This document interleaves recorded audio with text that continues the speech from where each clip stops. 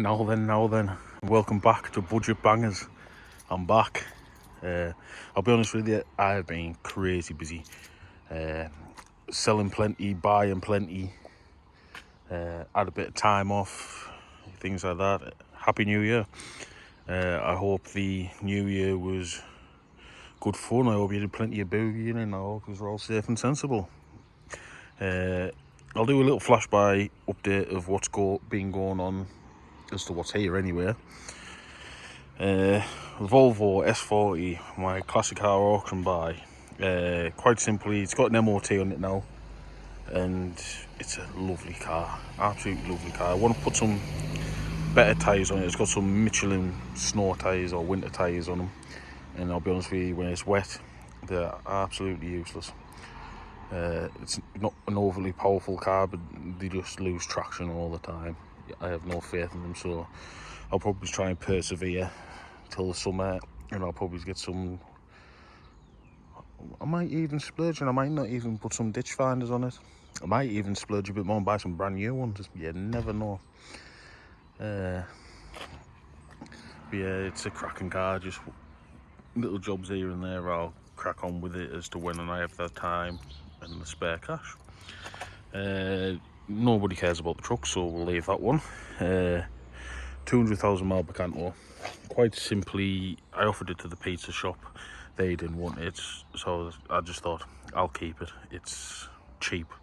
£35 a year road tax. The Volvos cost a fortune to run and things like that, so I just thought to myself, when I'm pottering about, I'll use that rather than using the Volvo. I've got a little Fiesta there. That leads me on to my announcement, if you would say that, as to what's going to be happening with the channel. I won't be doing videos on my bread and butter work, so stuff like this Fiesta. It's basically, I bought it with a full year's ticket on it. It just wanted a bit of tidying up and a bit of a clean. Nothing interesting about it whatsoever. So stuff like that you'll see in the background, it's nothing. If it's interesting, I'll do a video, and a bit like the Bacanto, you know, I know that only features a little bit. It's a 200,000 mile Bacanto. It's bright yellow. It's a bit interesting. I'm not gonna lie. In terms of everything else I've got around here,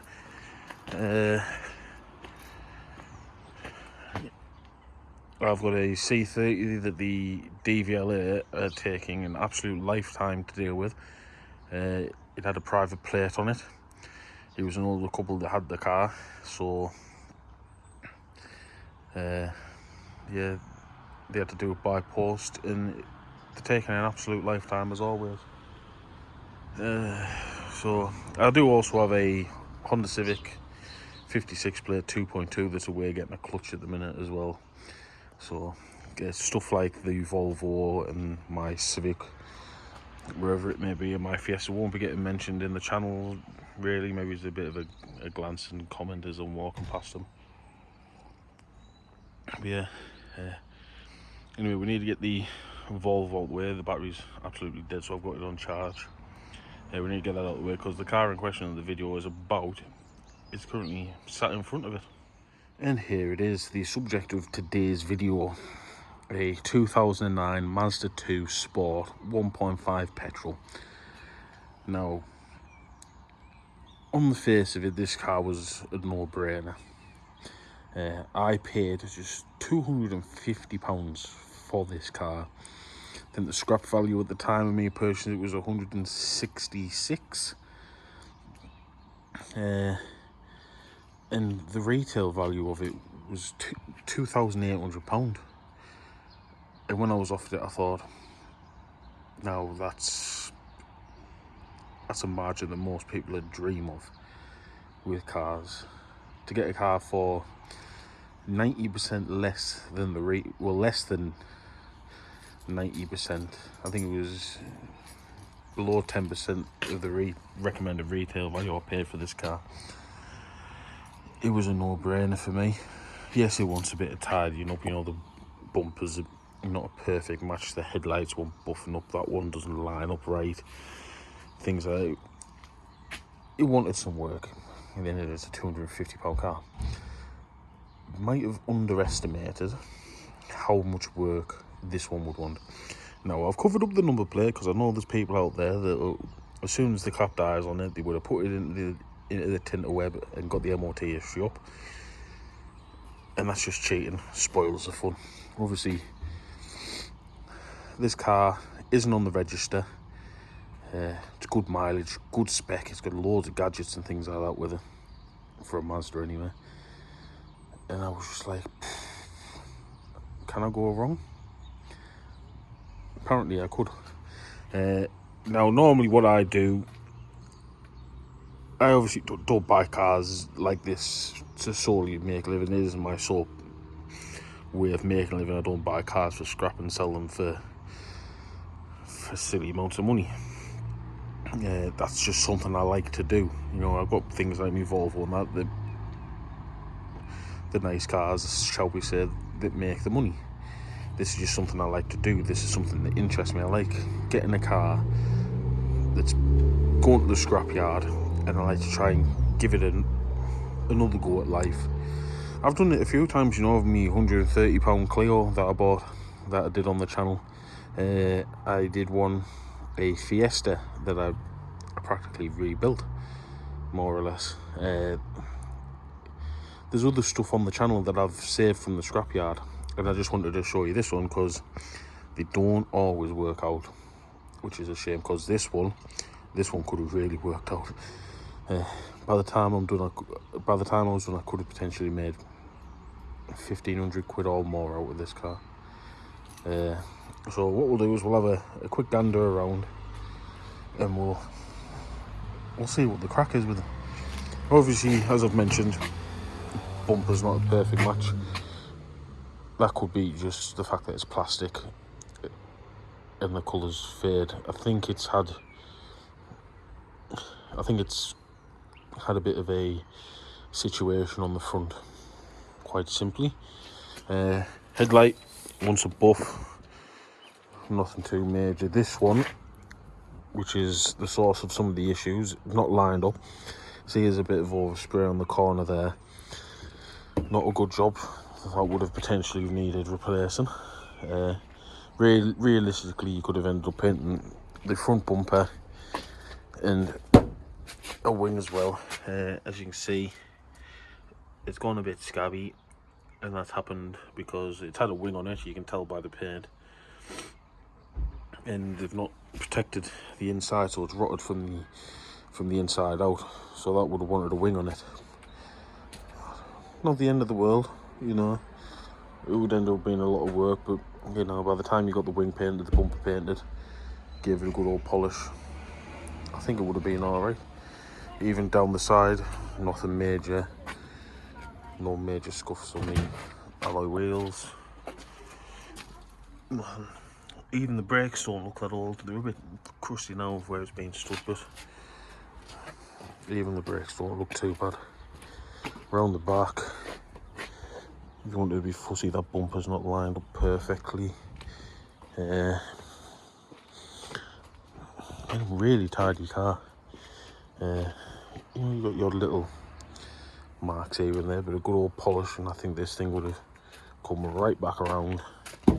Starts up first time, drives lovely. MOT wise, I'm trying to remember what it wanted. I've got the MOT certificate and the passenger seat, but I'm too lazy.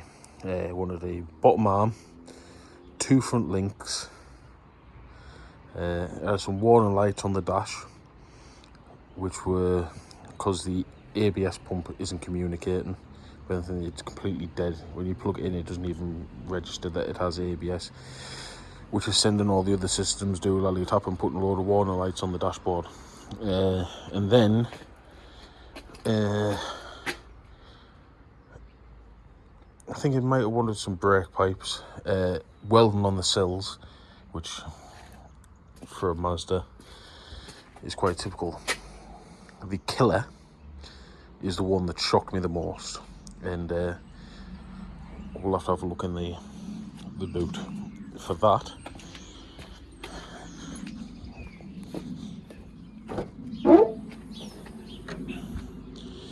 Now, as you can see, there's all sorts of mayhem that's happened in here. The car itself generally just wanted a good old clean. It was filthy. But our gremlins lie under here.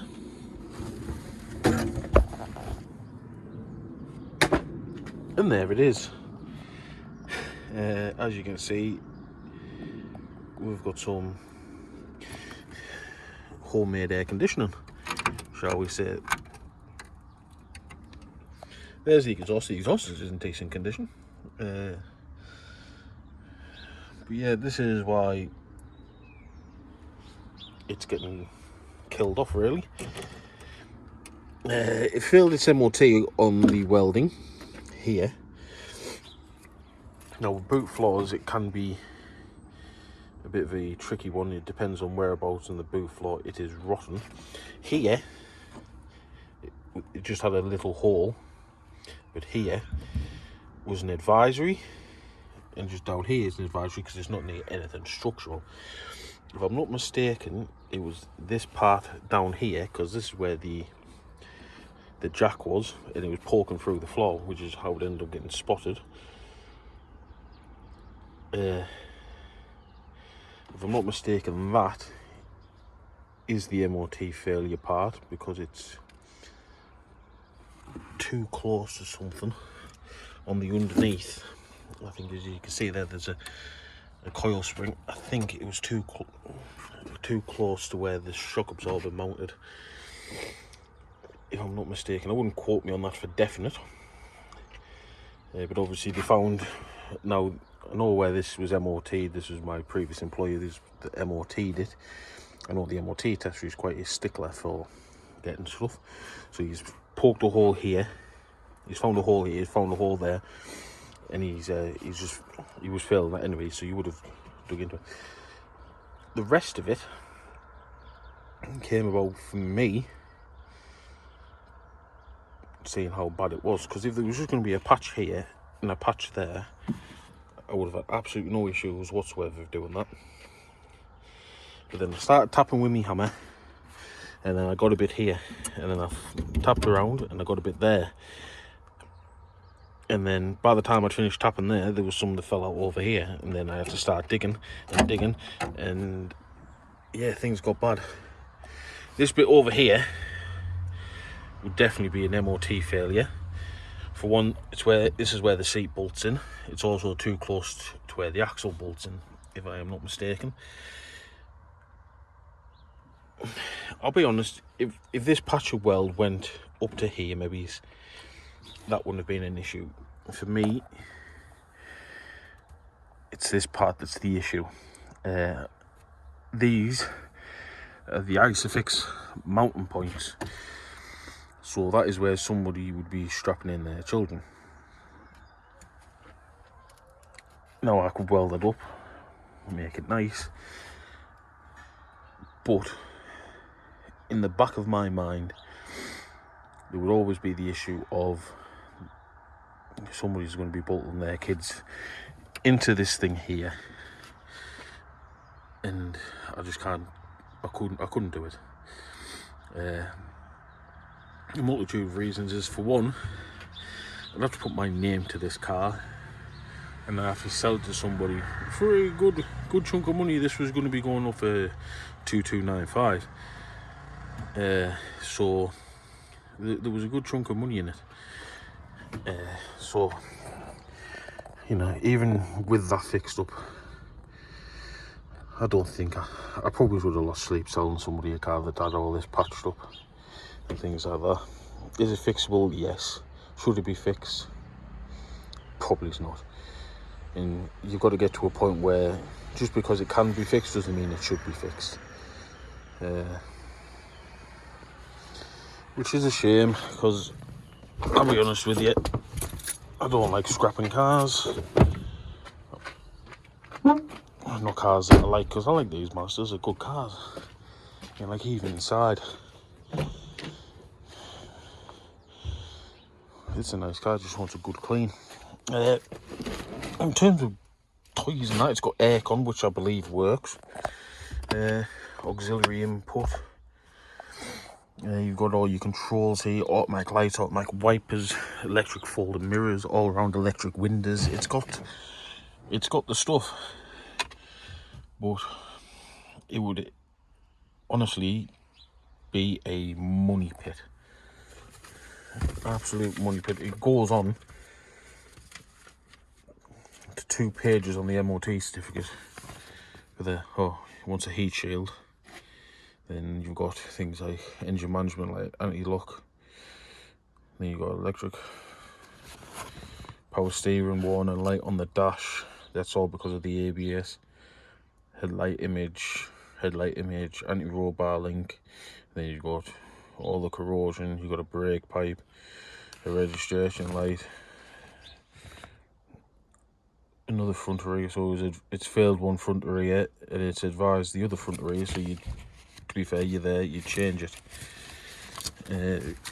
Way up, just try to make a break for it, and then I will cover up the name of the tester and the testing centre, because I don't know whether they would want people to know. Then here we've got seatbelt mechanism weak, corrosion to floor outside the prescribed area, so you're probably going to have more rot, and service brakes fluctuating on the front, which is surprising because they're actually quite new. To be honest with you, by the time you've done that,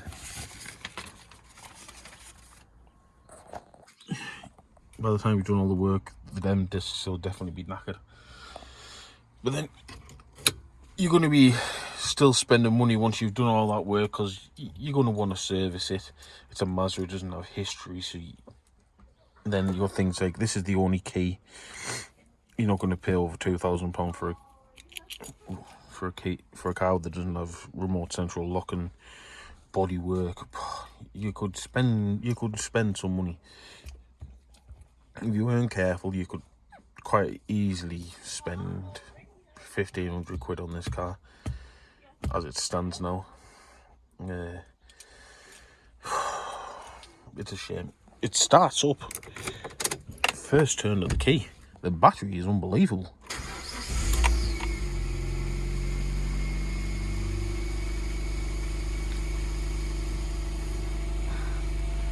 I like the car.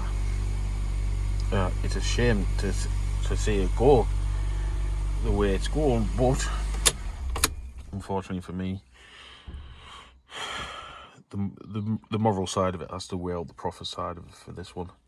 This one is being sold to a scrap lad for £200, so I'm losing 50 quid. It is basically, I don't know what he's going to do with it. It's not going to see the road again. He'll either break it, or you never know, it could be screaming around a banger circuit.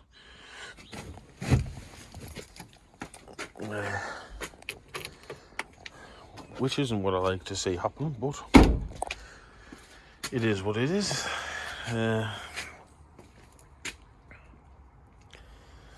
Yeah, sad really, because it's, as I said, it's a nice car. Yeah. Now, I will say as well, I'm not picking any issues with how much I paid for the car. I know what I paid for the car. It was a risk buying it. I am happy with that. Majority of the times you win, sometimes you lose. Let's be fair, it could be worse. This could have been going through a car auction, and I dare say somebody could have paid £600-700 for this car by the time it's out the door. So I'm ending it with a smile on my face, at least. So yeah, it doesn't bother us. It's water off a duck's back. The MOT centre and tester covered themselves by failing it. To be honest with you, I don't think anybody would have truly known the extent of it until you got into it and saw how bad it was. So yeah, anyway, I've rambled on enough as it is. Thank you for watching, and I'll catch you on the next one.